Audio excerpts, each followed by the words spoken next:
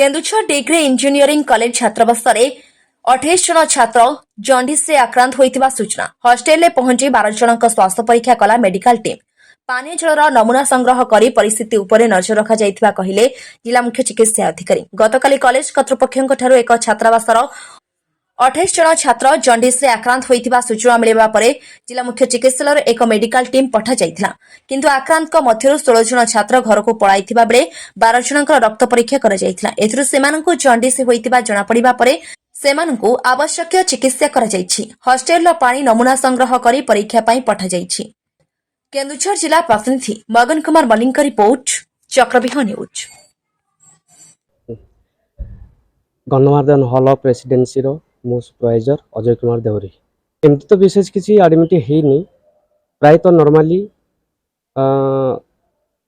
April 1 रु जो माने एप्रिल 1 रु पूर्वर पिला माने जाइछंती मेडिकल रे देखि आछंती किंतु हमको किछि एमती ए विषय रे किछि कहि नथिले किंतु परे ई 5-6 दिन तळरे जने पिला जंडिस हेजी बोले हमको कहिथिले किंतु सेटा हमें भाबी नथिलु जे एते जनकर पिला हेजी काहेना विशेष करी नॉर्मली 17 जनकर पाखा की हेतिला।